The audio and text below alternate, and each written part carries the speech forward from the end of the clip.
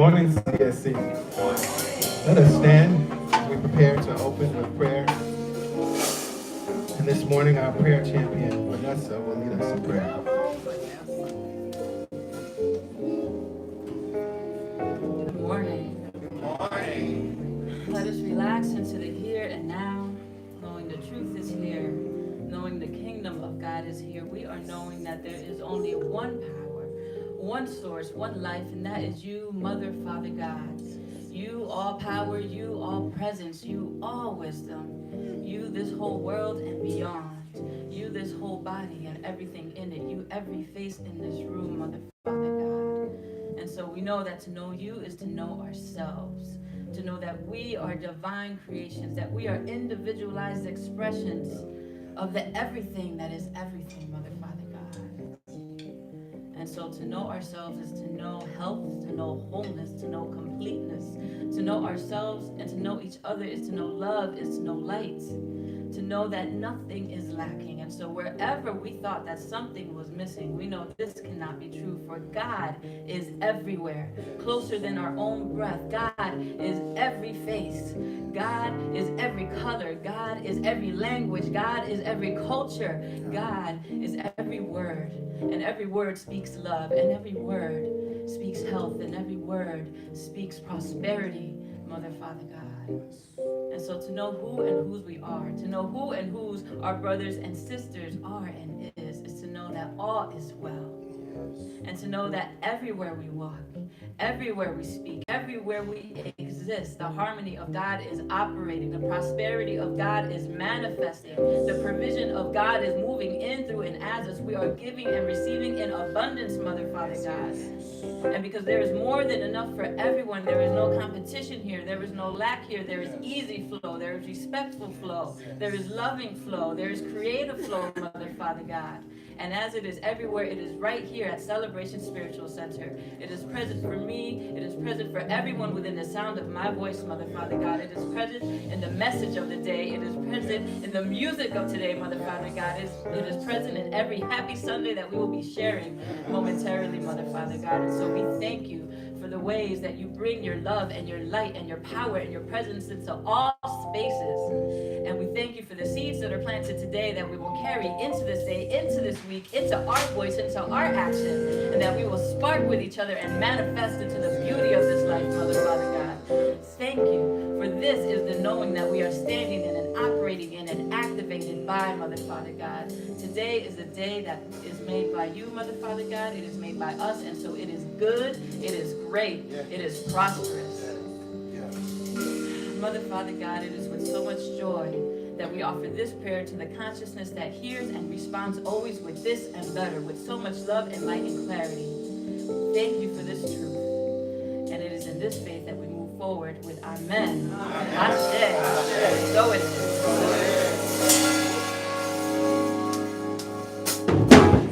So we celebrate being right here, right now, in the present moment. The past is gone, and the future is yet to come. We are here now.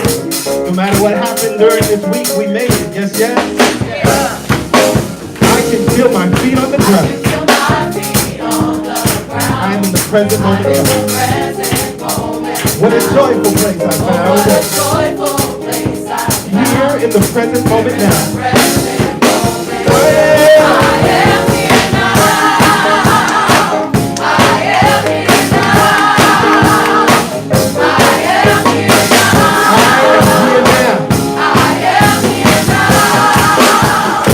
My worries at the door.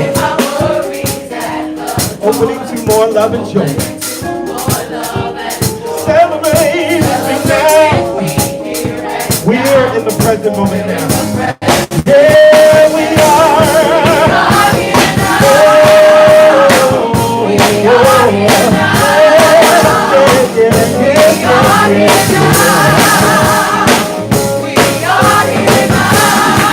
Let's take a breath. Let's take a breath. We sing, I breathe in.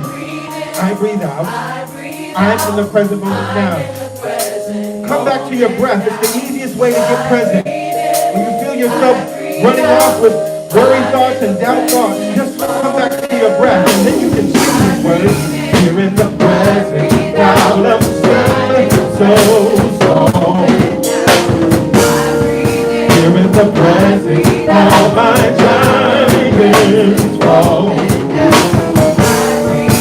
in the presence. I love to sing the song. Here in the presence, all my giants.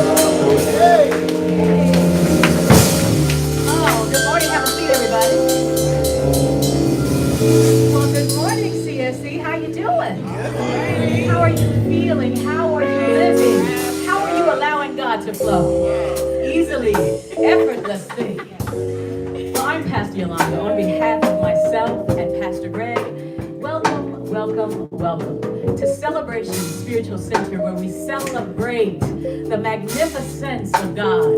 Whatever you call this God, in you, as you, all around you, there is nothing but God. And guess what? It is good. That means that right where you sit is the goodness of God. Take that in, breathe that in. Just actually kind of just settle in your seat a little bit and know that God is right there. God is right there because it created you in its image and likeness. So if you're seated there, God is seated there. Yes. Should be good news. Because that means that this God has never ever forgotten you. If you exist, it is because you remain as a thought in its mind. And you remain as a sinless thought in its mind. You remain as it created you. Perfect, whole, and complete. At CSC, we believe that everything is spiritual. And that means we want you to spiritualize your cell phones. Put them on vibrate. But if something moves you or touches you, put it out there on Facebook and Twitter. Let people know where you are in consciousness. As A Course in Miracles says, all minds are joined. That means that what impacts you has the ability to impact another life. So put it out there. And we want to keep in touch with you. So if you received one of these blue connection cards, fill it out and drop it in with your offering. Or if your information has changed, this is an easy way to update it. Turn it over, fill it out, and drop it in with your offering. Okay? When we said yes to this vision a long time ago, 6 years now, we said we wanted to create a place that felt like home. When you come to this place, you're never a visitor. When you come back, you're family. Now I'm canvassing the room. Do we have any first-time guests? Any first-time guests? Awesome. Please stand very close.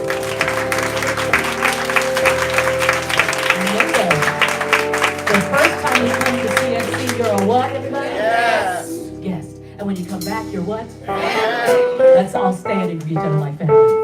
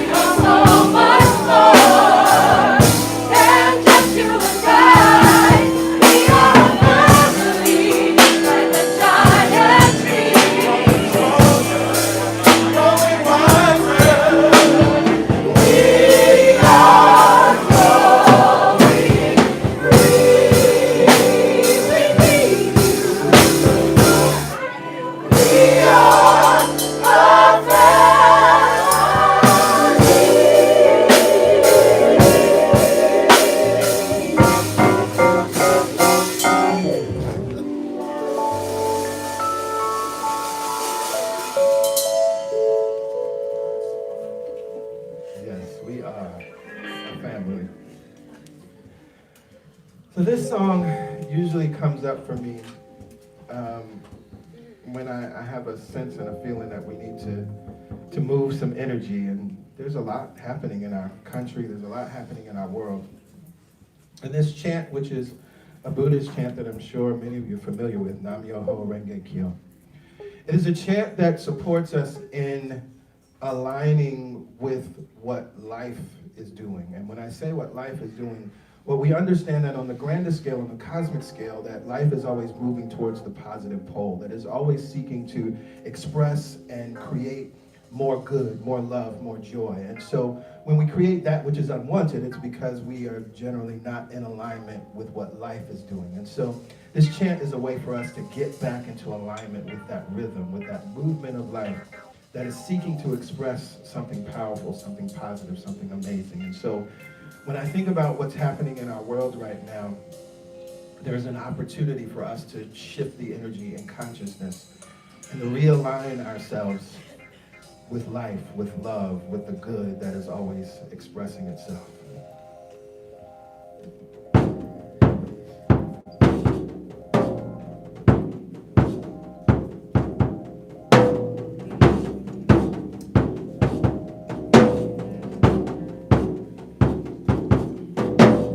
Nam Myoho Renge Kyo, Nam Myoho Renge Kyo.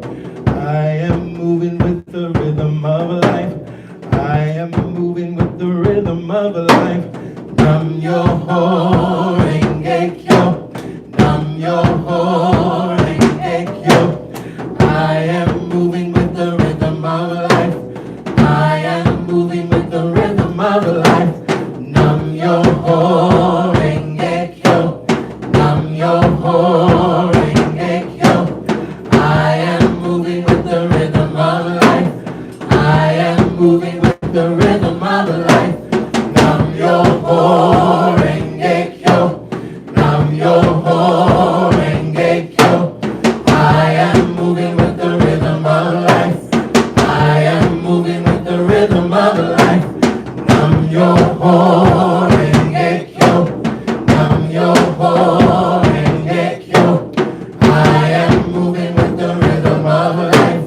I am moving with the rhythm of life. Nam Myoho Renge Kyo, Nam Myoho Renge Kyo. I am moving with the rhythm of life. I am moving with the rhythm of life. We are moving to the rhythm, this beautiful rhythm, this rhythm of life. It's always pulsing, it's always flowing. Oh, the beautiful rhythm, oh, this rhythm of life. It's moving us forward, it's moving us forward. Oh, this rhythm, oh, this rhythm of life. We are moving, we are moving, we are moving, oh, moving. It's always flowing, it's always guiding, it's always loving, yeah. Oh, the rhythm of life. We are moving, we are moving, yeah. Oh,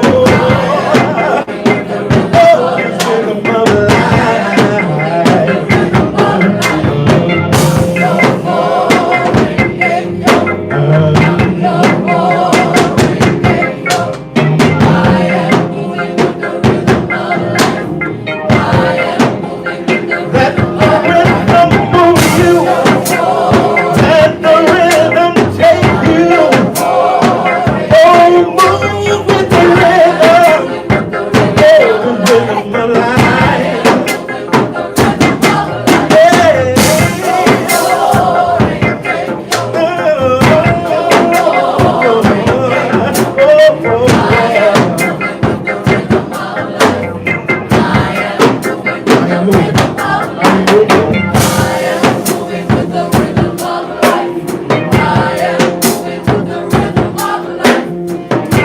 This is our opportunity to get in sync.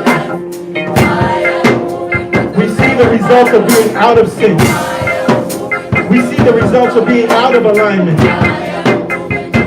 And so we are moving ourselves back into the rhythm of life. And the rhythm of life is loving. The rhythm of life practices equality. The rhythm of life is justice. Oh, the rhythm of life.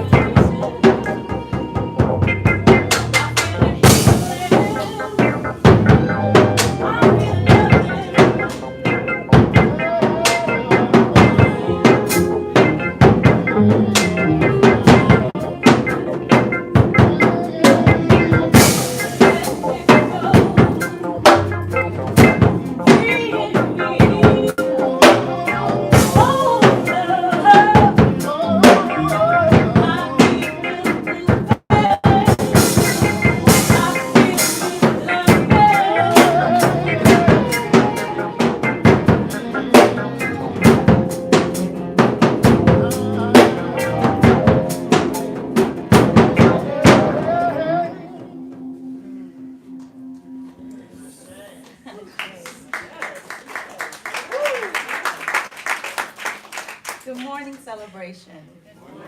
Good morning. My name is Gabby, and I am happy to see each and every one of you today. One thing that you will learn about CSC is that our vision, our mission, and our purpose guide everything that we do. The vision. Celebration Spiritual Center is a God experience that turns on the heart, mind, and soul of the world. A God experience is the realization of oneness that transcends material sense. Our mission and purpose is to awaken the world to the presence of God within and all around us. Celebrate this truth as one family. Embody unconditional love, equip humanity to live our greatest lives, and serve all creation. The centering thought for this month's meditation is, love, joy, and peace abide in me. And the song for the month is, Go Within. We continue with the August message series, The Secret Sauce, a recipe for transformation. In an episode of the TLC reality series, My 600-Pound Life, Dr. Now shares the 4 key ingredients that are necessary for patients to make a massive change. 1, a proper understanding of the problem. 2, the right attitude. 3, desire. And 4, a willingness to work hard.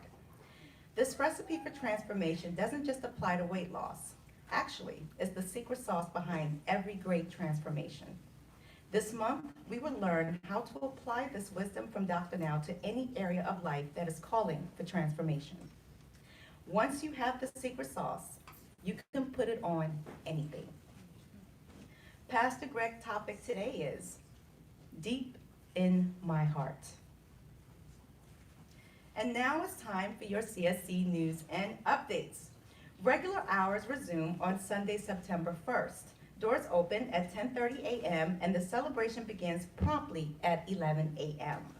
Come get clarity about what's going on in your life.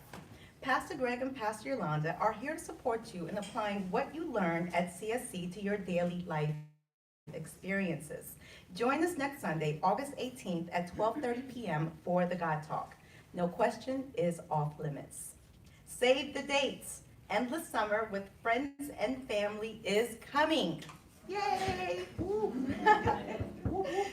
We all know that good things must come to an end, so we are going to celebrate every bit of the summer season.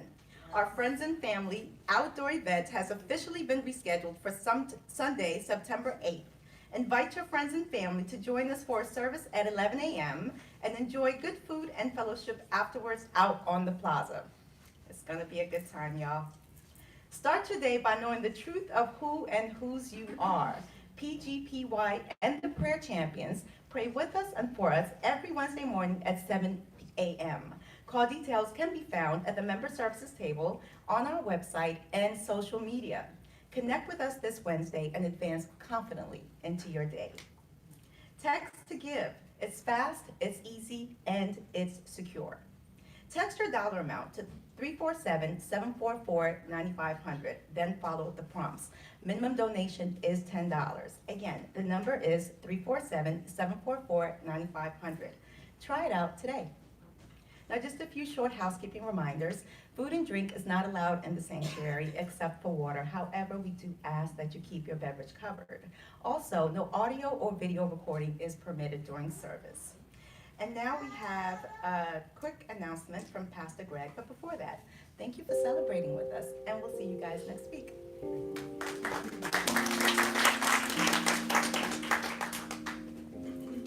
Good morning again, everyone.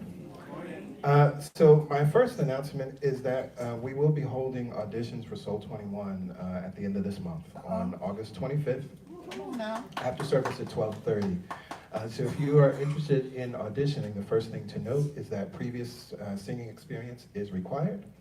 The audition...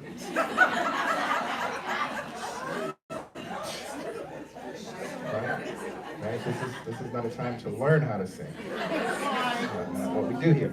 So previous singing experience is required. Be prepared to sing a song a cappella, talk about your musical experience and background. If you're interested in auditioning, you can go to our website or you can go to the host table to one of the iPads and you'll see the option for music ministry to fill out the form, give us your name, all of your information, so that you'll be ready to audition. This is the only date for auditions. This year, we only hold auditions once a year. There won't be any other date, so if you're interested, please make sure that you're available that day, okay? And if you have any questions, come and see me directly, right? So the second thing is I'm excited to let you all know that the next 90 Days to Greatness class will be starting very soon. We're going to be starting on the 19th of August. That's a Monday night. It's in our online class. And we put it up to a vote in the 90 Days of Greatness group, and we're going to be studying what I'm calling, it's going to be a masterclass of the Abraham Hicks teachings. We're familiar with Abraham Hicks, I'm sure, because we teach it here. But there are three very specific laws that really are the foundation of what Abraham teaches. And so we're going to dig into what those laws are all about and how we apply those laws. That's the law of attraction, the law of deliberate creation, and the law of allowing. And so I want to share a little bit more about that. So what I'm going to be doing later today at 5 o'clock, I'm going to do a Facebook Live. And I'll be talking about a number of different things because I want to talk about how this stuff applies to sort of present day events. And there's a lot of stuff going on where people are critiquing New Thought right now because we have a New Thought minister running for president. And so I'm going to talk a little bit about that and then think about and talk about how do we apply some of these teachings to what's actually going on in our lives. And if you want to join me for the class on the 19th, I'll share with you how you can join me in the class. So look for it online. It'll be on the my page, Pastor Greg, Facebook, 5 o'clock, Facebook Live, and Instagram too. We're going to do both at the same time. So whatever your preference is for social media, you'll be able to find me. Okay? Cool.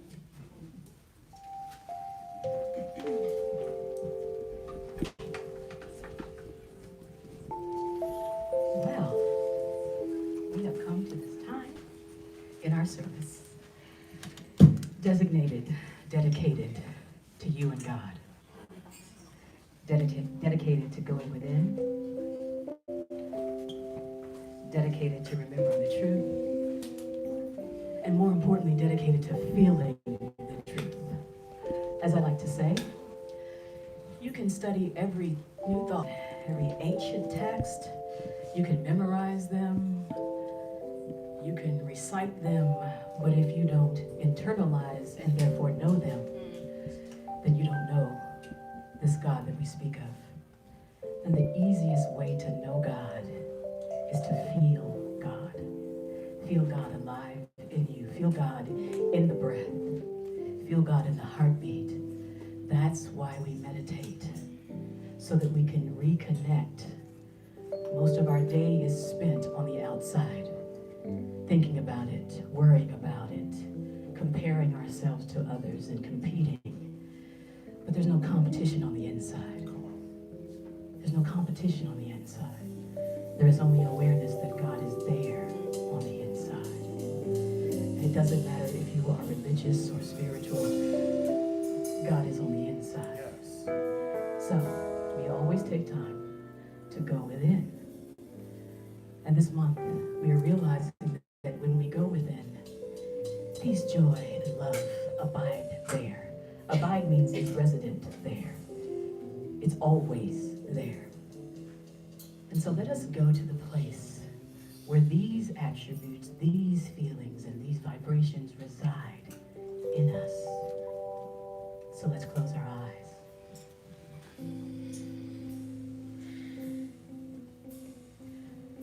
And as we close these eyelids, we imagine that we're placing a shade between us and the external conditions. We are just lowering the shade. And as we lower the shade, we begin to notice ourselves more fully alive on the inside.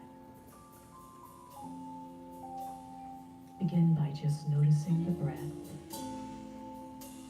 right where it is. We don't force the breath, we notice it right where it is.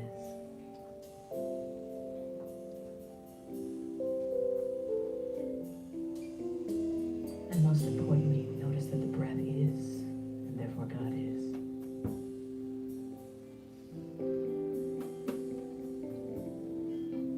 And now, bring your focus to the feet.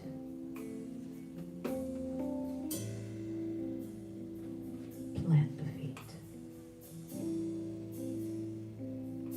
And in the planting of the feet, we relax them and make this declaration that we are connected to the earth beneath us.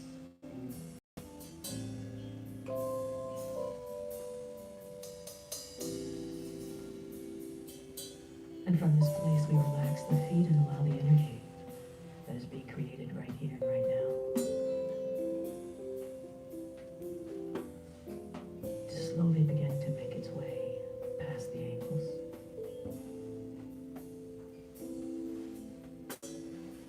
Relax the ankles.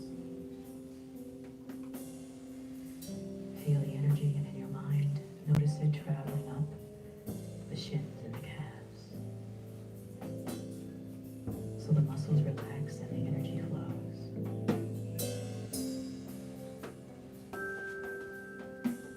And now we notice the energy traveling across the knees.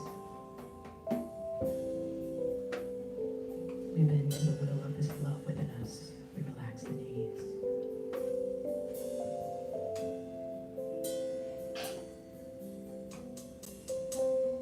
And now we notice the energy flowing across the thighs, making its way to the hips. We relax the hips, relax the seat.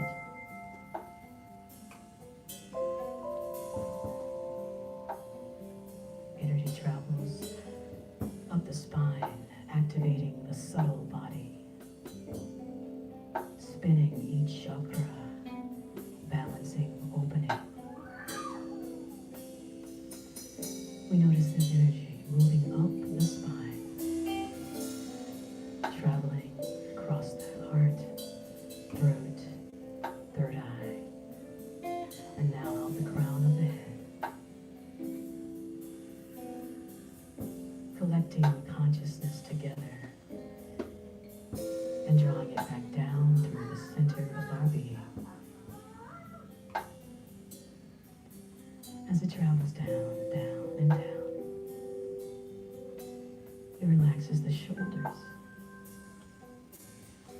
The arms relax.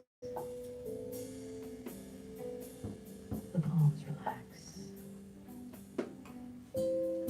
And the kiss of the breath of the breeze of God reaches our palms.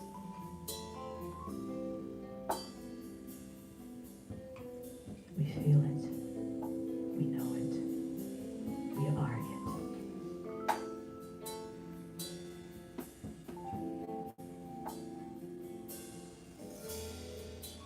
Now let's bring our focus to the low belly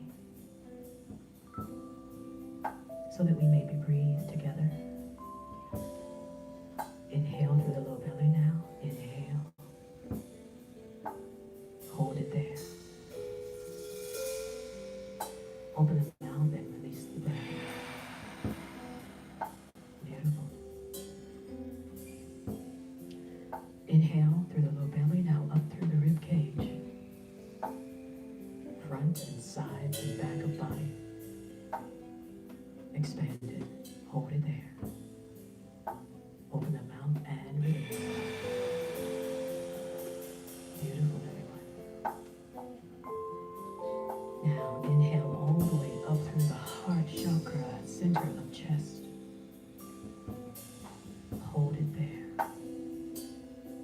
Feeling the heart beating and expanding. Open the mouth and release.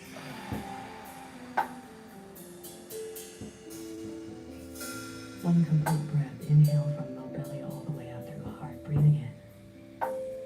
Shoulders relax. Hold. Release. One more time. Inhale all the way up. Feeling every ounce of love filling your body. Hold it there. And release. Last time. Inhale all the way in and up. Hold it there at the heart. This time, close the lips. Exhale through the nose. This is how we'll breathe. Long, slow breaths. Feeling God alive. And as we sing these words, you bring your focus to the fact that there's something abiding in you. Is it peace that you need? It's there.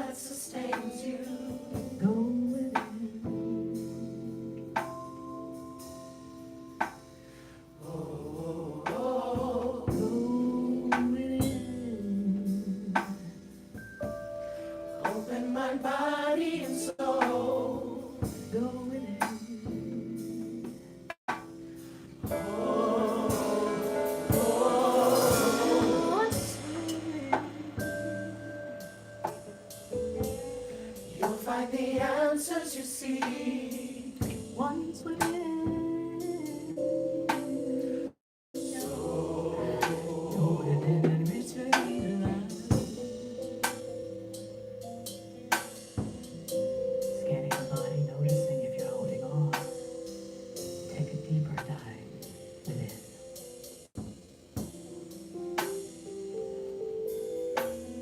Go within. The love of God sustains you. Go within.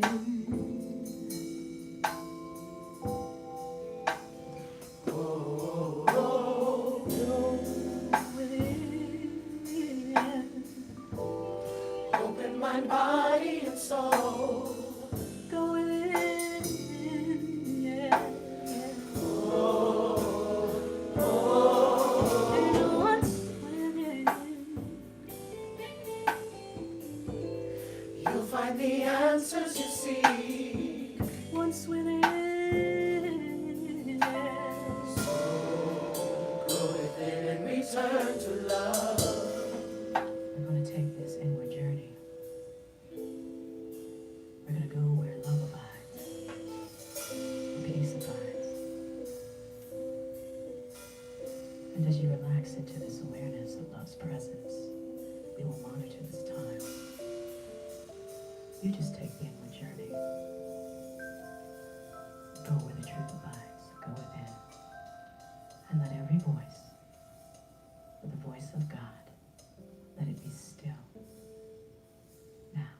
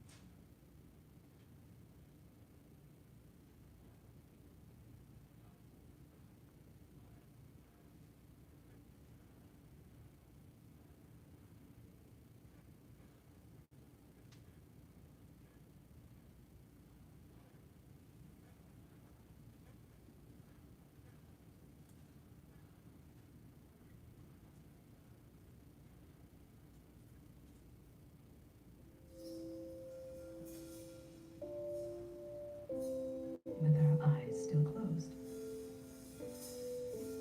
we remember this secret place,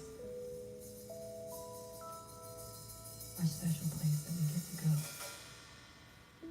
anytime we choose. We close our eyes. We breathe in this experience, and we allow ourselves to be transported to the place where love abides, peace abides, joy abides. With your eyes still closed, just relish in the space that you've given yourself. Relish in this eternal place. This place where we get to go whenever we choose.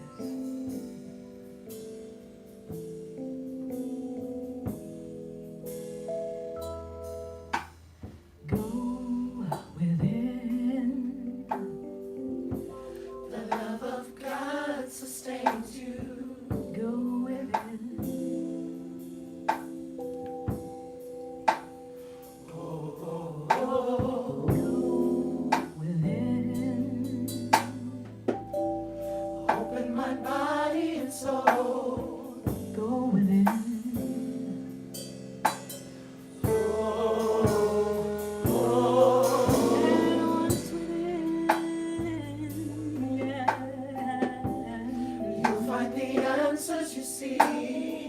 Once within.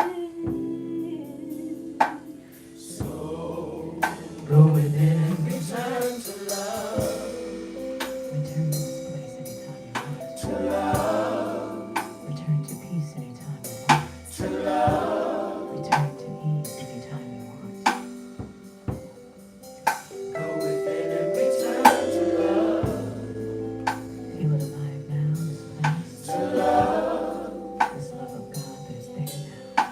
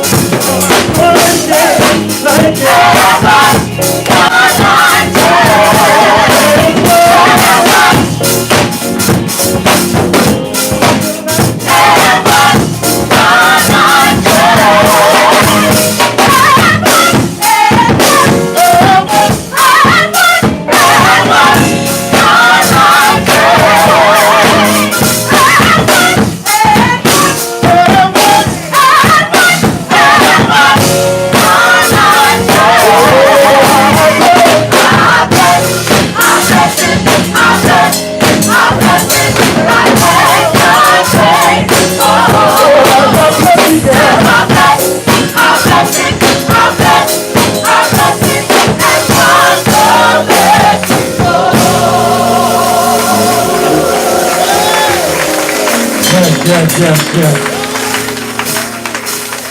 This is a formula, y'all. See, the easy thing to do is when life starts to get a little scary or get a little crazy, we say, why is this happening to me? What's going wrong? But if you recognize that energy can neither be created nor destroyed, only transmuted into something new, when you bless it, that's what you're doing. You're changing the energy into that which you desire. So 21, can we sing? I bless.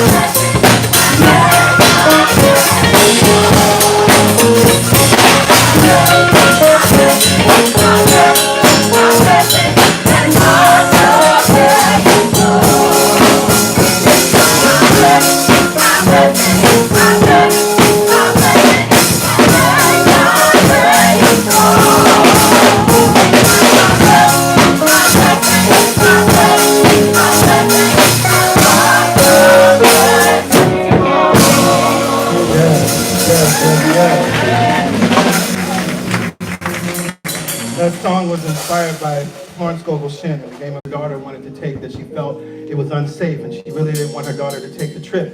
And, being as parents do, we want to take control and say, no, you can't do this.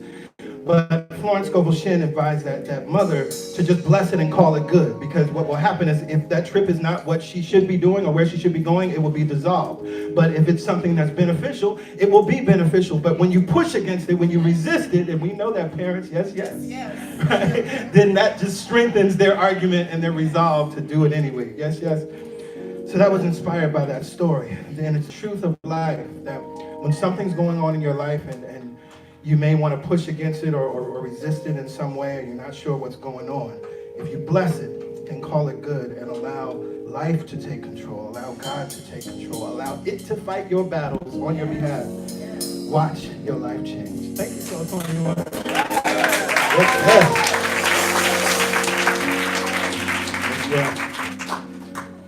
So before we get into the message, I do want to say really two things, but the first is probably most important. I want to remind everyone, based on where we are, and I'm sure many of you saw we shared the video on social media, now it's more critical than ever that your spiritual practice, that you are disciplined with it, that you are tapping in and connecting to your heart center on a daily basis. Right? Martin Luther King said we got some difficult days ahead.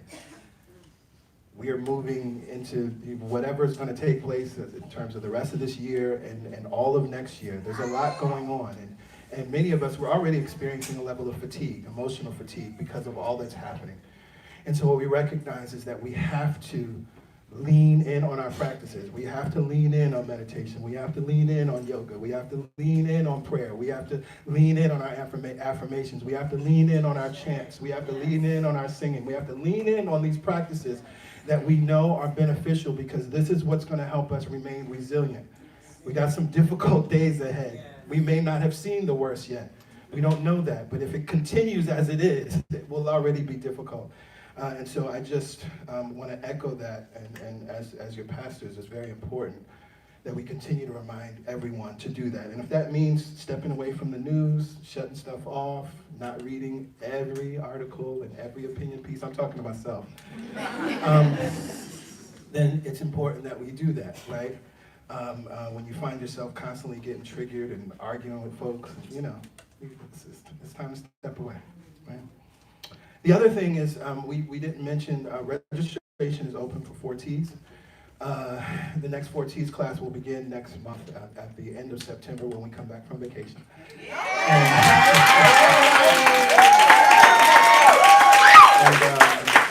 And we just want to remind you about the class, because many times folks wait till the last minute to sign up. If you want to take the class, please sign up early. That ensures that the class will happen. What's happened with the last 2 rounds is we didn't have enough people signed up, and then there were folks after the fact who were like, oh, I didn't know it was closed. I wanted to take the class. So if you know you want to take the class, register early, because that ensures that the class will happen, okay?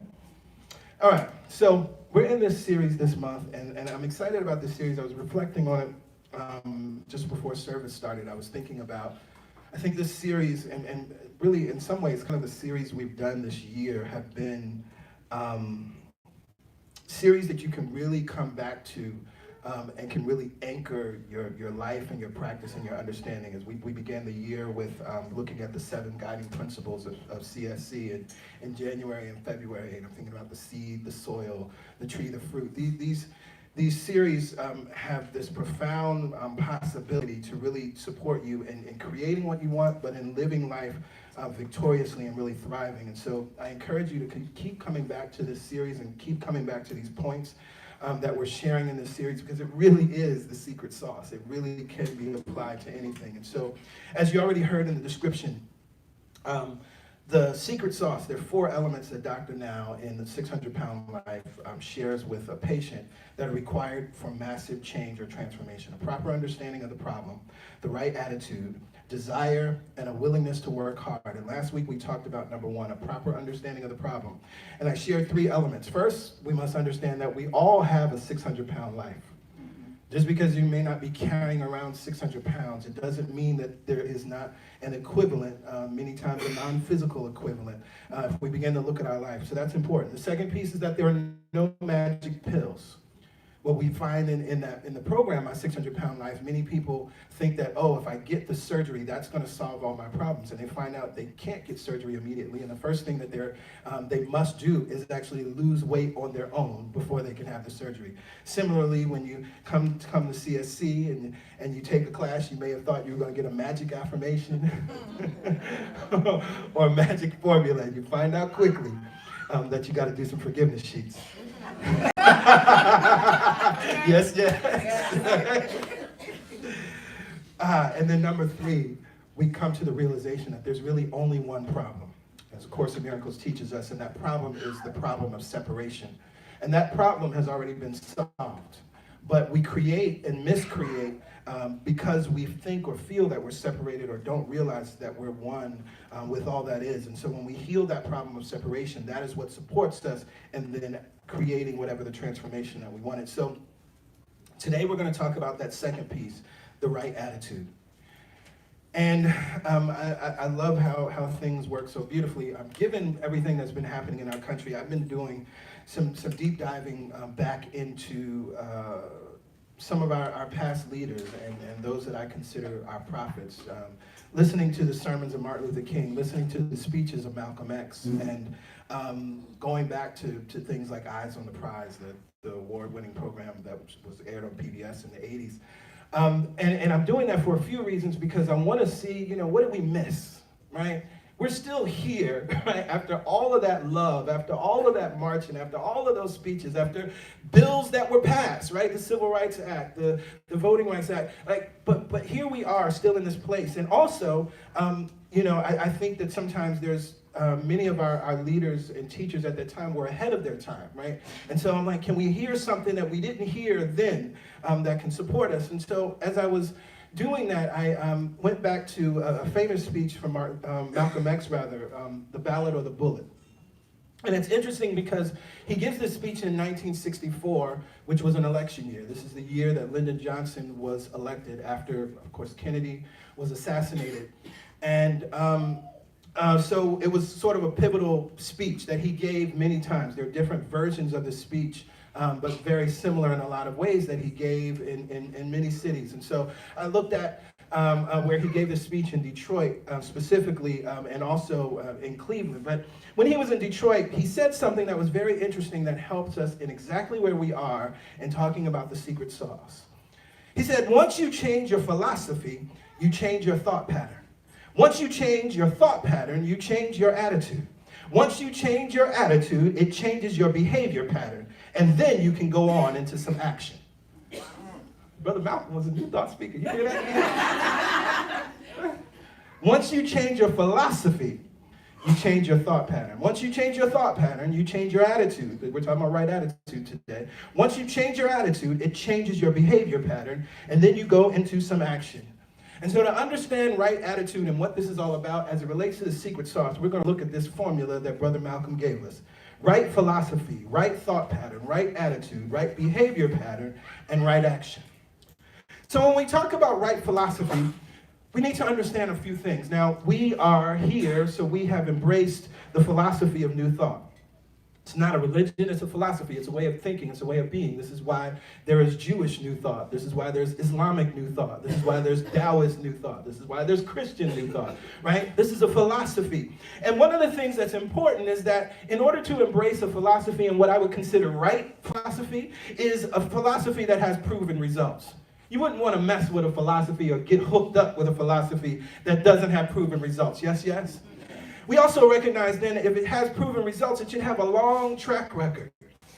And as it has a long track record, it's also important that it's affirmative and constructive, right? Because many times what I recognize, and this is really the other point here with the right philosophy, it should be loving. See, there are a lot of philosophies that may work, but they're punitive. There are a lot of philosophies that they may work, but they shame you into doing the work. There are a lot of philosophies that may work, but in truth, they're a cult because they don't let you leave, and you got to recruit other people to come in. I'm not going to stay on that too long, but that's unloving. Yes. So when we talk about right philosophy, there's a lot of philosophies out there, and there are a lot of philosophies that give you certain results, but how so? And again, if it's not loving, if you can't leave when you want to leave, Lord have mercy. If only what the pastor says is the truth and the only truth, you can't read what you want to read, only what she says or he says. I remember I went to this one church one time, visiting a church, and walked in, and they were like, okay, all the men sit over here, all the women sit over there. If it's a philosophy that separates, that's not a right philosophy.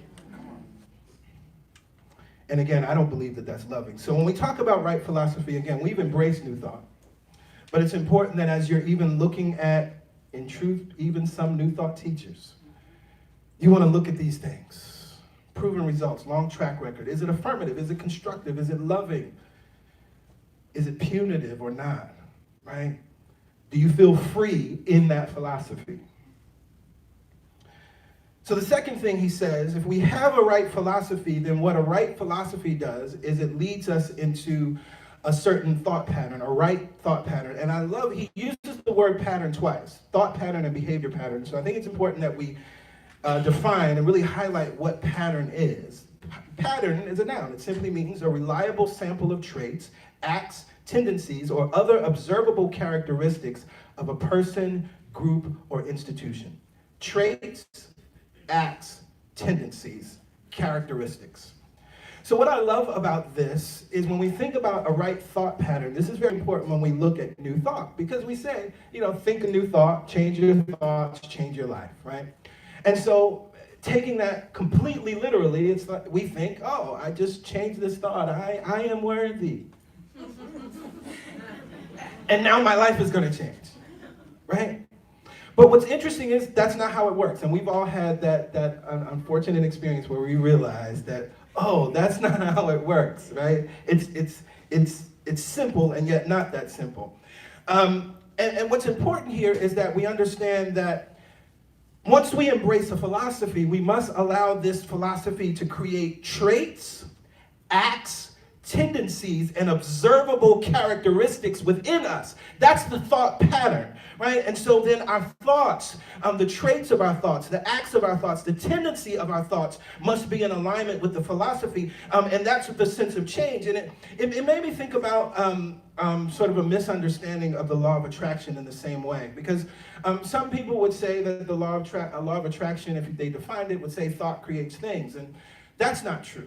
Right? That would be the law of mind action, right? Or the law of mentalism even. The idea that thought, everything was started in mind and comes from thought. The chairs that you're sitting on, it was in someone's mind first before they actually became a physical thing. But that's not the law of attraction. Y'all know I love to talk about fake deep memes that I see online. And I saw a fake deep meme this week that was defining the law of attraction. Law of attraction, a noun. This is what the meme said. The belief that by focusing on positive thoughts, people can bring positive experiences into their lives. That sounds about right. That almost sounds good, right? The law of attraction. The belief that by focusing on positive thoughts, people can bring positive experiences into their lives. Now, the first problem is a law is not a belief. Gravity doesn't require your belief. Neither does the law of attraction require your belief. The other thing is, and I know why we do this, the law of attraction ain't positive or negative. So the belief that by focusing on positive thoughts, people bring positive experiences into their lives, that's not what the law of attraction is. But this is how people have treated the law of attraction, and this is where we get into and why we think, and it's been misapplied, that new thought is positive thinking. Positive thinking and positive affirming are tools that we use, but it's not what it is. It's not what we do, because what we are doing is learning the laws and then deliberately applying them. So when we understand what the law of attraction is, if I were to explain it first, I would have to say we are energetic, magnetic, vibrating beings.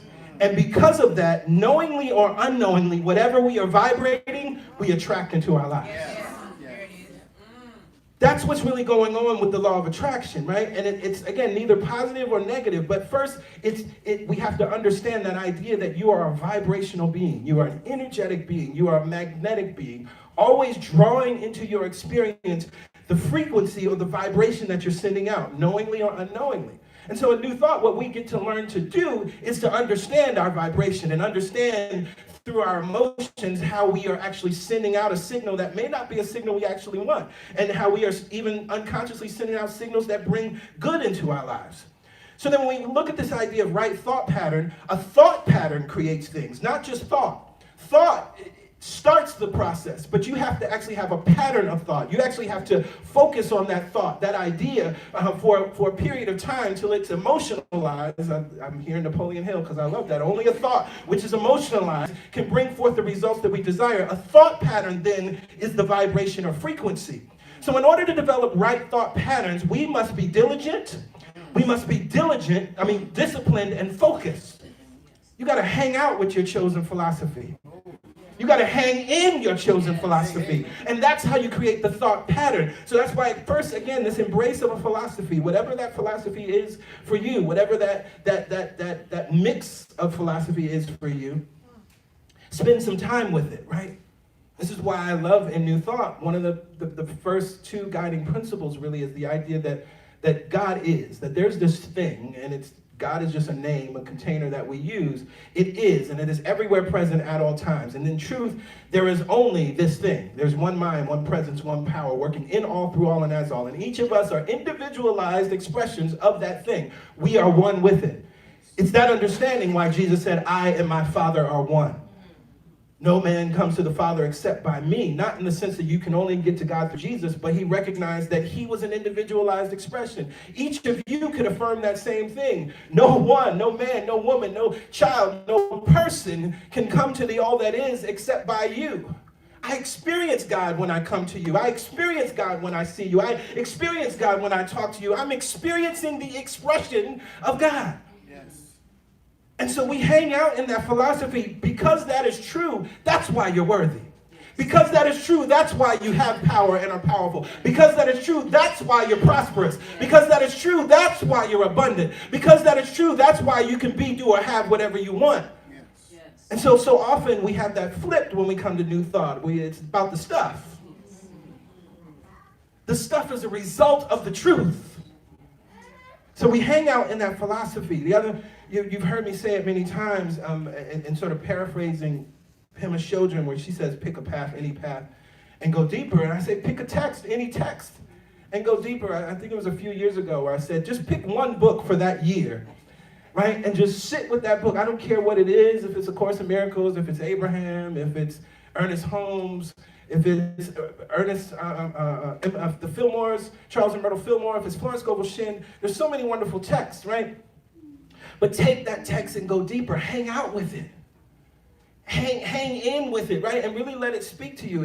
It's amazing to me, and Pastor Yolanda and I, we say this to each other all the time. As we study the course year in and year out and read the lessons, and some mornings we'll look at each other like, I ain't never read that before. And yet we know we've been studying this text for a very long time, teaching the text. But I said, I have never read that sentence before. That's what happens when you allow yourself to continue to sit with a text. And also, this is the piece, that teachableness is important. Realizing that you don't know it all. Yeah. I don't come to that lesson in the morning and say, I read this already. Let me just get this out of the way. Let me just, check that off as my little spiritual stuff that I'm doing today.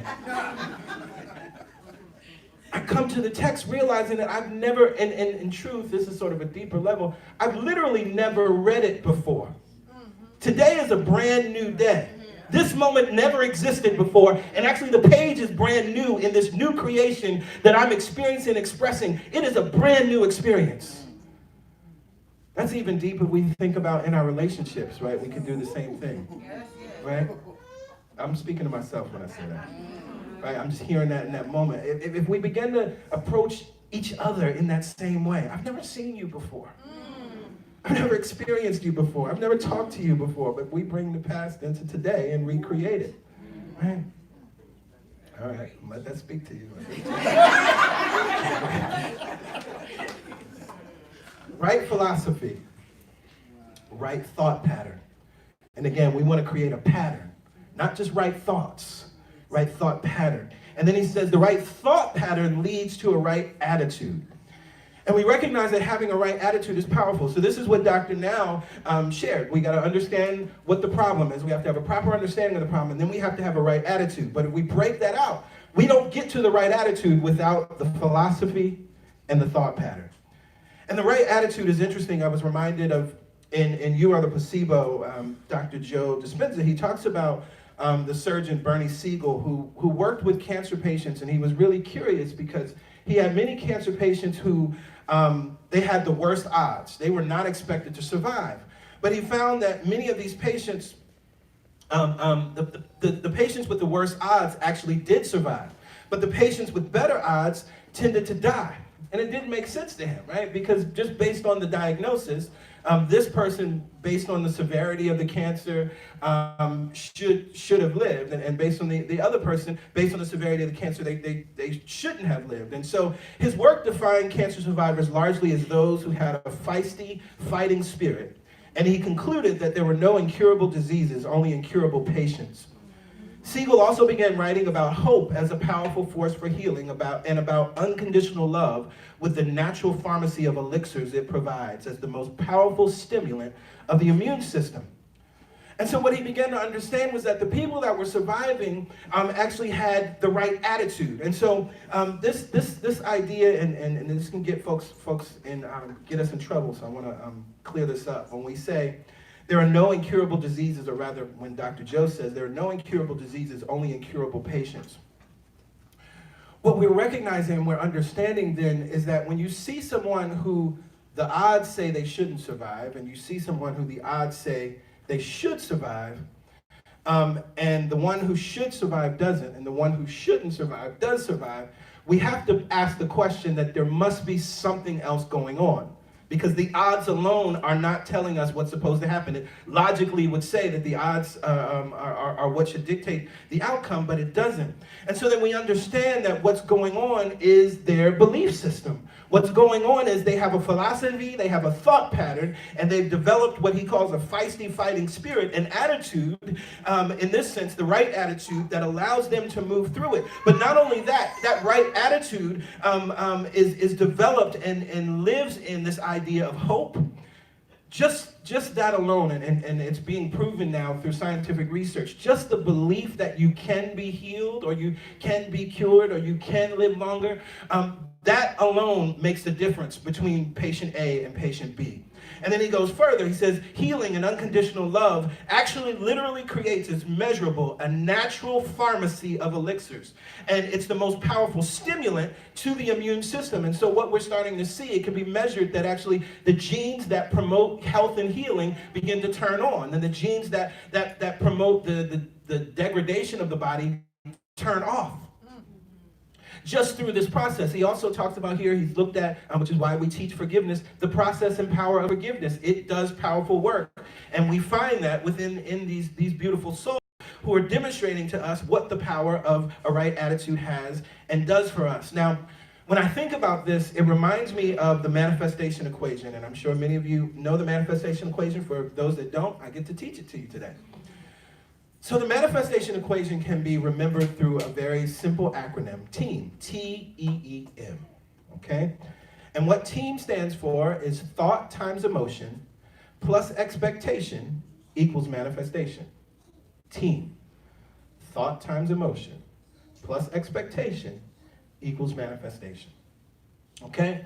Now, that second E is where I spend most time teaching and talking about, because the E is the right attitude portion of the equation. We recognize that thought can only become powerful to the extent that it's emotionalized. Emotion is the fuel, and many times the thoughts that we hold are fueled by the emotion of fear, right? Or the emotion of doubt, or the emotion of worry, and so it's creative, it's powerful. So once we come to that understanding and we learn that then, we need to take this thought and add it with the emotion of positive expectation, or believing that things will work out, or the emotion of joy, and then we've created new fuel around it, the emotion of excitement around whatever the idea is. We create the fuel. And then we have expectation, and I got to break out expectation a little bit more to understand how it relates to right attitude. Expectation equals our desire, our belief, or our acceptance, our level of acceptance. See, many times our right attitude is just about the idea of accepting that you can do that thing, right? Just accepting, even at the smallest level, that you can get that degree. Accepting, even at the smallest level, that you can have that family. Accepting, even at the smallest degree, that thing will work out for you. Accepting, just even at the smallest degree, that you will get moved to the front of the line. Just accepting, whatever it is. And many times our level of acceptance has been conditioned by our philosophy. I want you to sit with that. See, there's a philosophy that the world holds. There's a philosophy that the nation holds. There's a philosophy that our culture may hold. There's a philosophy that our family may hold. And you may not realize it, that you've accepted that philosophy. That the philosophy has led to thought patterns, and those thought patterns have led to your attitude. And so now when you want to try to go for that job promotion, you can't accept that you would even be considered for that job promotion because of philosophy that you adopted from your grandma and them, or philosophy that you adopted from a teacher that didn't celebrate you when you were a little kid. So when we talk about right attitude, it's our desire, it's our belief, and it's our level of acceptance of the possibility of this thing. And so if we recognize, if you may be in a situation where you're unable to accept the possibility of the very thing that you want, go back to your philosophy, because it's telling you something about what you really believe. It's telling you something about the thought patterns that you've been hanging in with and hanging out with and having tea with and inviting over for dinner. And so then when we look at desire and belief, I love to think about desire and belief because they can work together. Right? Sometimes we have a desire to be, do, or have something, and we believe that it will happen. One of the things I love about Pastor Yolanda, that's how she lives. Right? When she has a desire for something, whether it was to run the marathon, she went through many stages, right? She went through injuries, but she never lost sight of the desire. And she never lost sight of the belief. Now, see, she's also a Pisces, right? And that, I believe, is the Piscean model, right? Every Piscean I know, they live in that I believe place, right? And so it's one of the things that I love about her because she's the living embodiment, for me, of I believe. And so many times that desire and that belief, they can come together, you have it, and you live in it. But sometimes what happens is you have a desire, but you don't believe it. Now, you don't need both in order to outpicture what it is that you want, but you got to be clear about what's going on. See, sometimes there's beautiful stories. I was just hearing a story recently about a girl she was a teenager, her and her mother, who were able to save one of her siblings that was trapped under some heavy object. I don't know if it was a car or a rock, I don't remember, but it was a heavy object. They in their conscious mind would have never been able to lift it. But because of that adrenaline rush and wanting to save their family member, they were able to lift it and save that person, right? Because their desire was stronger than their belief. You see that? Now, what happens for many of us, we can think about in the winter time, right? We have an overarching belief that in the winter you get colds. Right? We all believe that. That's what happens in the winter. You get the sniffles, you get the cold. Nobody desires to get a cold. Have you ever gone into the winter and said, you know what, this winter, I really just want all this snot just coming out of my nose. I want to spend hundreds of dollars on tissues and Robitussin and Theraflu. Nobody says that. Nobody has that conscious desire. But we have a belief around when the temperature changes, we're supposed to get sick or we get colds. And we have that general belief. It even happens, that the idea of flu season. We've seen it happen, and I love Napoleon Hill talks about it, writes about it in Think and Grow Rich. He writes about it at a time when there was a flu epidemic in New York. And it was really bad. Just everybody was getting the flu, and you know, it was like everywhere you went, somebody was sick. And finally, the mayor of New York at the time asked the papers to stop reporting about it. And as soon as the papers stopped reporting about it, the cases went down. Because what was happening is that belief was being reinforced over and over again. People weren't desiring to get the flu, but that belief pattern, that thought pattern was raging. It was raging. And again, the media is reporting it. They're seeing people have the experience. And so that belief was reinforced. So then that's a case where the belief supersedes the desire. So you don't have to have them both working in tandem. Now again, if you line up your desire and your belief, then you'll be like PY, right? You'll just, there's nothing you can't be, do, or have, right? It comes to mind and you just live in it, you just do it, right? And we have all had that experience. But we recognize that you don't need both. So wherever you feel the pull, right? Sometimes that desire, I think for us when we think about creating CSC, the desire for CSC was stronger than, not so much the belief in it was possible, but just both of us had something else going on that we were actually trying to work on. But the desire was like this moving train that just pulled us in a certain direction, right? And that's part of why we're here today.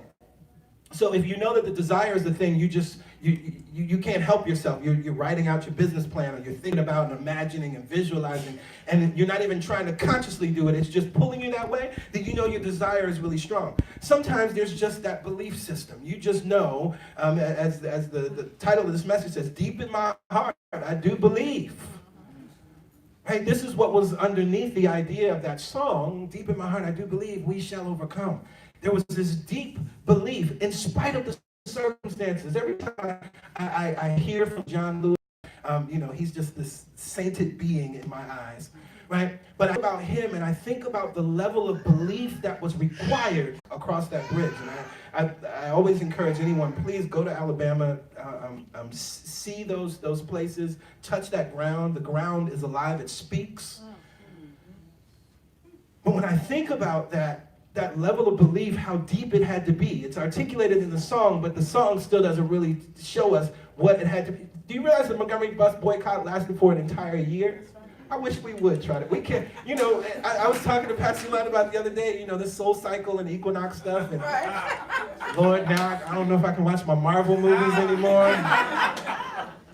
Right? But we're so integrated into the system now that it's actually, it's a lot harder for us to actually boycott in the way that our ancestors did. But, when we think about, again, that level of belief, that deep in my heart, that allowed them to carpool, to walk for a whole entire, can y'all imagine not taking MTA for a whole year? If we had to not take MTA for a whole year, see how that would work out. It'd be like 5 or 10 people doing it. So we recognize that the only thing that can compel you to do something like that is a deep belief. It's the right attitude. And that's what's required. So right philosophy, right thought pattern.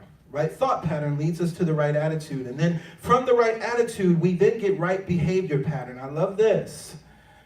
Now let's define behavior. The way in which someone conducts oneself or behaves. The way in which something functions or operates. I love this. What's interesting to me about a behavior pattern, this precedes action. Remember, Malcolm said, and then you go on to some action. We would think that our behavior is action, but it's not, because this is another place where we get to understand where we really are in consciousness. We may have moved through this right attitude place, but how do we conduct ourselves and how do we function and operate on a daily basis? What I was hearing in my mind's ear is, how do you treat yourself? See, your right philosophy and your right thought pattern and your right attitude should inform the way that you talk about yourself, talk to yourself, and really this is what then creates your overall vibe, your overall vibration. And as we talked about, the law of attraction is responding to our vibration. It's not responding to just what we're thinking. We sing the song, the universe is responding to me. It's responding to my thoughts and my vibration. It's responding to my thoughts, responding to me. It's responding to that pattern that you've created, a pattern of thought and now a pattern of behavior. Because many of us, many times, I've seen it, not in this room, but I've seen it, that there are folks that have developed the thought pattern. See, they're good students. So they know how to write the right affirmations. They know how to recite the right words, right? So they've created a pattern, but then the behavior pattern, they still don't think they're worthy. The behavior pattern, you're talking to yourself like you're not a child of God. Your behavior pattern, you're treating yourself like you're not a child of God. See, when you understand that, what begins to happen, the behavior pattern is that place where then when life begins to show up, or things are showing up in your life, you remember and know that you have tools, because you've been hanging out in your philosophy, you've been developing this thought pattern, and something shows up and you're like, where's my worksheets? Right? Where are my forgiveness worksheets? Because I know there's something I need to forgive, there's something or if it's not the forgiveness worksheet, oh, Byron Katie, is it true? Is it absolutely true? Right? One of the things I love that she shares, when you hold a thought that is reflective of a behavior pattern that is not going to create what you want, right? He shouldn't have said that to me. She shouldn't have acted that way. Put a question mark at the end of your statement. She shouldn't have acted that way? Is that true? She shouldn't have acted. That's how she acted. So you're arguing against reality. She shouldn't have acted that way? Is it true? Yes or no? Well, she did act that way. And I am not a controller of any person, so no, it's not true that she shouldn't have acted that way. And so if you get to that point, you can skip the next question. Can you absolutely know that it's true? But then we get to that next question. Well, when I believe that it's true, she shouldn't have acted that way. How do I treat myself? What's the conversation going on in my head when I believe that? Because see, what's interesting, when I'm in that place of he or she shouldn't have acted that way, it's a whole bunch of stuff going on in here, not in him or her. I'm the one that's not feeling good. And if I hang out there long enough, it'll move me right on down the emotional scale. I'll be all shut away. I start snapping at other people. I'll snap at Pastor Yolanda because I'm mad about what somebody else did. Has nothing to do with her, right? We ever been there? I'm just being very transparent right now. This is real talk, right? Because you're mad about what somebody else did, right?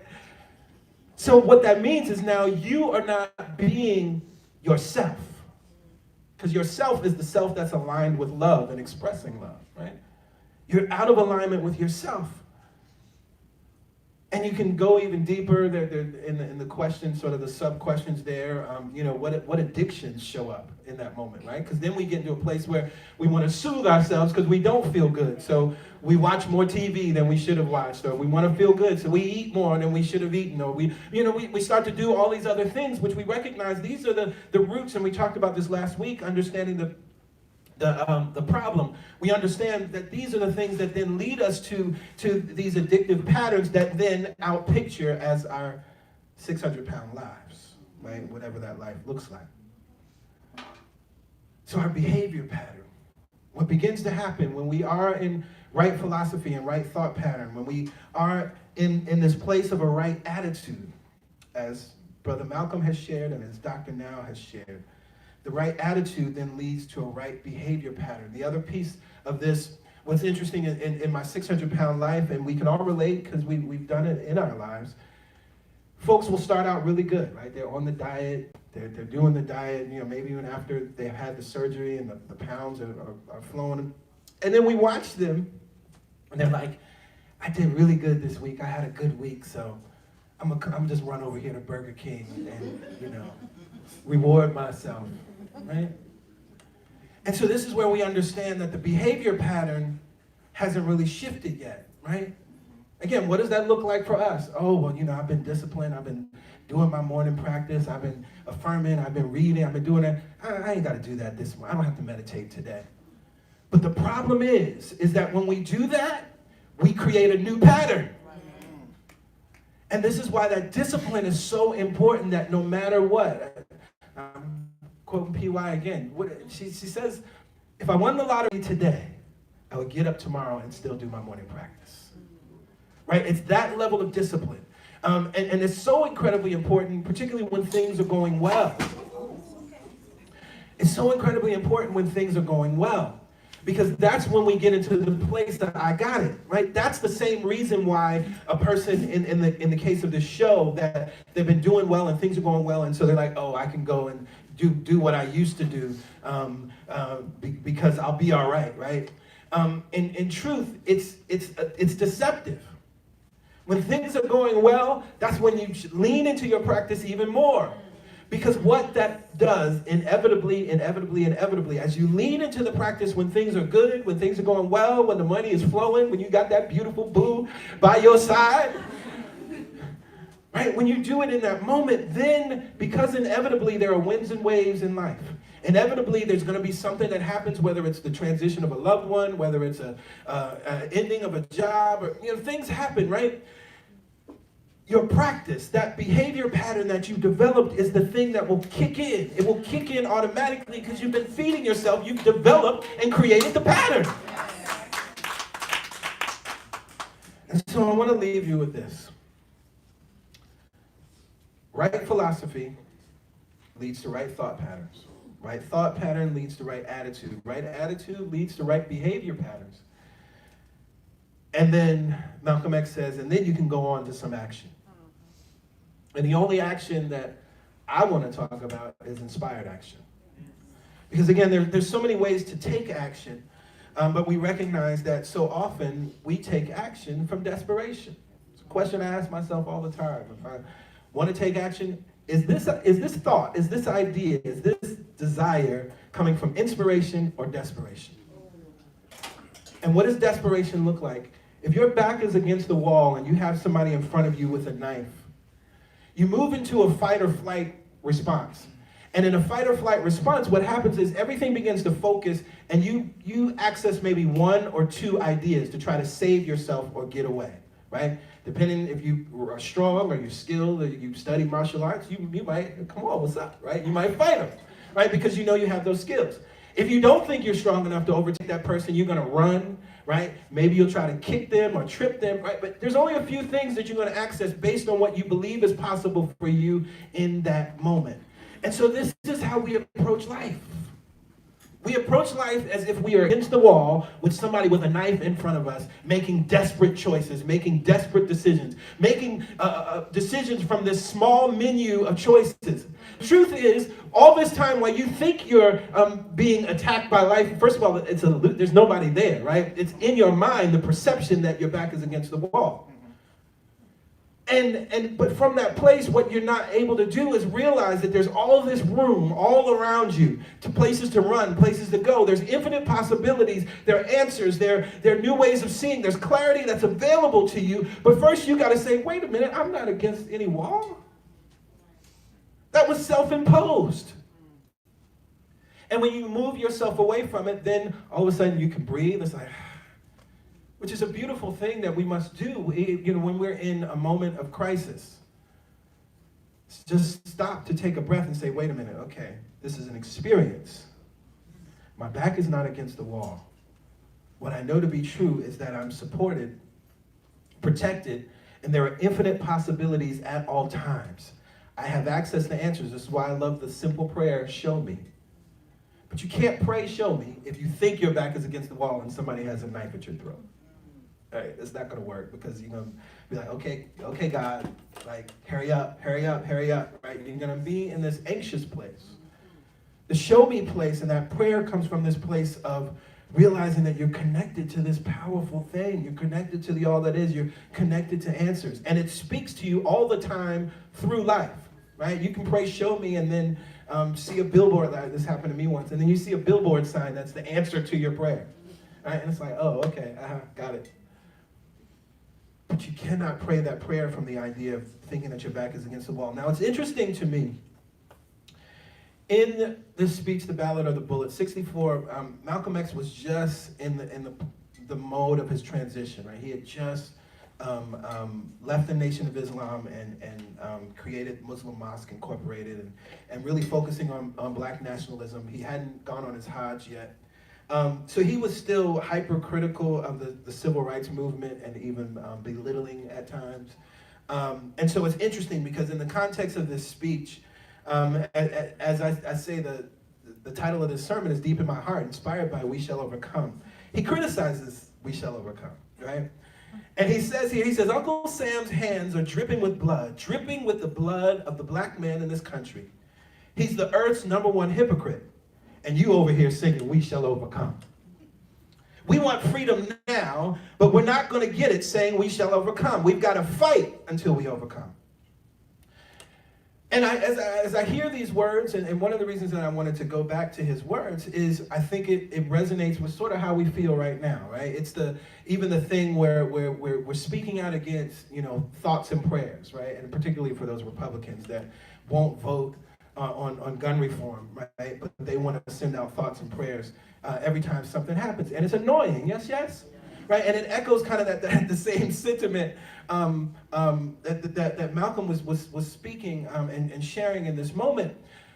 But I think he missed something here as well, right? I get and I understand where he was coming from, and I love Malcolm X more than you all would ever really know. But he missed something, and part of it is because of the time and the climate that he was living in. Part of it is because of even the research that we didn't have, right? Because if he really understood, as he actually so beautifully articulates, right philosophy leads to right thought pattern leads to right attitude. Right attitude leads to right behavior pattern. Right behavior pattern brings us into right action. He was affirming the power of the affirmation. Now, what he had a problem with, he felt like certain ways of being were passive. And so he was saying we need to move into some action. And of course, we can look at the civil rights movement. They weren't just singing, right? But deep in my heart, I do believe is right philosophy. And it's interesting because he was a minister, right? And so he believed in something greater than himself, right? He believed in the will of Allah. And so first we have to understand that right philosophy is embedded in the idea of this song, deep in my heart, I do believe. If we do not believe that the thing that we seek is possible, we ain't never gonna get there. Right? If we don't sing that, then we're just in apathy. Deep in my heart, I do believe things will just be how they are. You know what I'm saying? Deep in my heart, I do believe, despite what I see. That's important. But again, that's philosophy. And then that philosophy, because I believe that, I need to develop a thought pattern that leads me into a place of imagining. I call it collateral imagination. Imagining the world that we want to see. Imagining a world that works for everyone, and then living in that place. What are the ways in which we can, one-on-one or in our communities, begin to demonstrate what the world that works for everyone looks like? What are the ways that we in our communities, if you're a teacher, if you're a minister, if you're an entrepreneur, that you can begin to demonstrate what equality and justice looks like in the workplace? What can you do as an entrepreneur? You can make sure that everyone is paid equally in your business. And so we recognize that then we take that, we develop the thought pattern, and then we develop our right attitude and our right behavior patterns that we start to live it and express it in our individual lives. And essentially, this is what he was talking about in the speech, because he was talking about the need for black businesses, right? That there was a need for black-owned businesses to begin to be created. That would be embodying the idea of we shall overcome. Right? And so I think it's so important that as we're looking at these times and we're looking at what's going on, that we must go into a place, an example and an expression of the world that I want to live in and be in. Please do not wait for the next president. I mean, and I'm going to end on this because it's important, because we're doing it and it's going to doom us if we don't change it. We are looking to the Democratic presidential candidates like they are saviors. The problem of Donald Trump, the expression of Donald Trump, I'll say, is an effect of something much deeper than his presence in the White House. And so if we simply look at this and, oh, if we remove this man, everything will be okay. We did the same thing with Obama. We thought, we put this man in office, everything will be okay. And we're still at war. Troops are still fighting, right?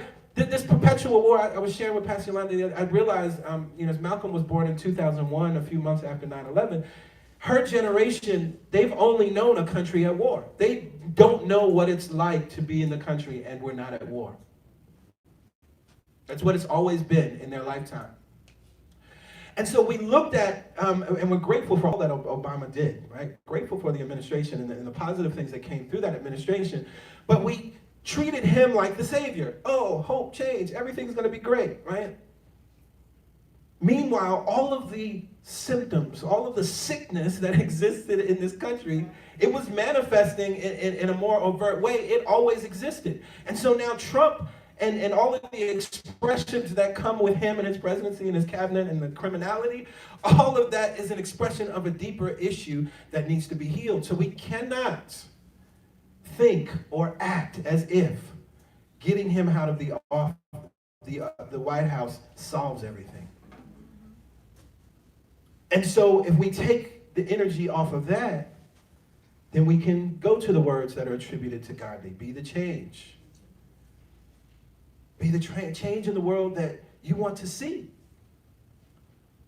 It literally is on each and every one of us. We know the old adage, a chain is only as strong as its weakest link, right? We're a link in this beautiful chain called humanity, this beautiful chain called the United States, the beautiful chain of this democracy, this experiment. And so we individually have to make sure that we have a right thought pattern around what's possible. See, if we're in doubt and fear, and I understand because we've seen things, we've seen what happened to our ancestors, we've seen what happened to our family, we're seeing what happens to people that look like us, we're seeing what's happening to children right now, and so we can move into this place of cynicism, right? We can move into this place of doubt. And so now you're going to be a link of doubt in this chain. So we can make sure that each and every one of us individually, I'm going to keep my chain strong. We can make sure that we're living in this place of deep in my heart, I do believe that we shall have the world that works for everyone. Deep in my heart, I do believe that justice will be served. Deep in my heart, I do believe that equality will be the true law of the land. Deep in my heart, I do believe that we will live up to the highest ideals of this country. Deep in my heart, I do believe. I'm going to keep my link in the chain strong. And when I lock my strong link to your link, and you lock your strong link to her link, and she locks her strong link to his link, then we create a new experience of life. With that, I invite everybody to stand.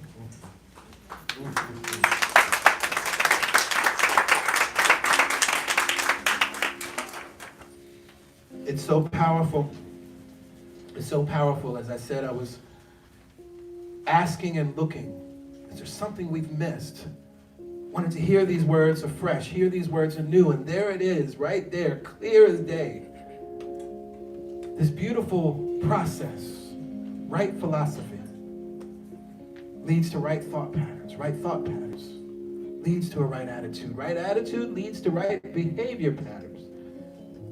And then we can go on to some action. Inspired action. Then we can go on to living. Then we can go on to being in the beautiful manifestation. Then we can go on to being in the joy.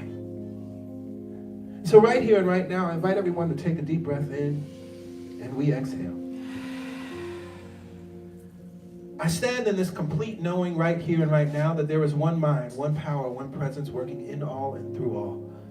That mind is the very mind of God. It is the mind that created and conceived of all things. And it is the mind in which all things reside. Every sun, every planet, every star, every moon resides in this mind and is expressed from this mind. They are its good ideas. Every being, every plant, every animal, every species, every human being, past, present, and future, resides in this mind. I remember in this moment that each and every one of us are God's good idea. We are one with God and one of God. And that good idea that we are, it never changes. It never wavers. The goodness that was conceived in this mind and expressed as us remains in spite of our worst tendencies, in spite of our thoughts that are counter to it, in spite of our thoughts of unworthiness. Still, this goodness resides. And so right here and right now, we forgive ourselves and we set ourselves free for those moments that we aligned with anything other than this goodness. For any moment that we aligned with unworthiness, any moment that we align with chronic doubt and chronic worry, we forgive ourselves and we set ourselves free. We set ourselves free so that we can create a clear slate, so that we can create a place where we can create new thought patterns. And so right here and right now, we choose to focus on those thought patterns that are constructive and those thought patterns that are affirmative. Right here and right now, we affirm and we know that we are worthy. Right here and right now, we affirm and we know that we are powerful beyond measure. Right here and right now, we affirm and we know that our word has power and our thought has power. Right here and right now, we affirm and we know that we are created to create. We affirm that we are abundant and prosperous. We affirm that we are the light of the world. We affirm that we are light. We are light. We are light. We are light. We are light. We affirm this truth. We affirm this truth that we are light because we recognize that wherever darkness shows up, it is a call for us to turn on. We recognize that as we see the manifestation of darkness portrayed on the media. It is a call for us to turn ourselves on. And so we choose to go within right here and right now and plug in. We go within and we plug into the source, the eternal energy source that can never run dry. And as we plug into this eternal energy source, we are no longer relying on our limited humanness, and we are no longer relying on what someone said we could do or what someone said we could be or have. But we are relying on this well, this deep well of knowledge, this deep well of information, this deep well of power that empowers us and empowers us to empower others. So I am so grateful and thankful for the lights that are in this room and within the sound of my voice. I am grateful that they are turned on.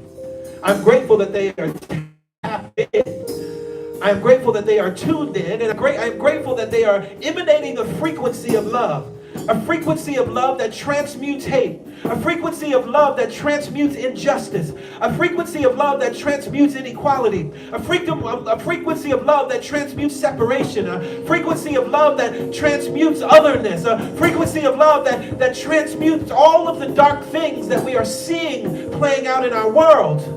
I am grateful for your light, and I am grateful for your choice to be turned on. And so we choose to unite our lights together to create a flood of light that changes the world and heals the world. We choose to be a light. We choose to be a light. And from this choice, we will choose again each and every day to be light. And from this choice, we will choose again on the next day to be light. And from this choice, we will choose again on the next day to be light. For deep in our hearts, we do believe that we will see and experience the world that works for everyone. And so it is with joy and thanksgiving that I release this prayer. And together we say amen. Amen. Ashe. Ashe. So it is. So it is.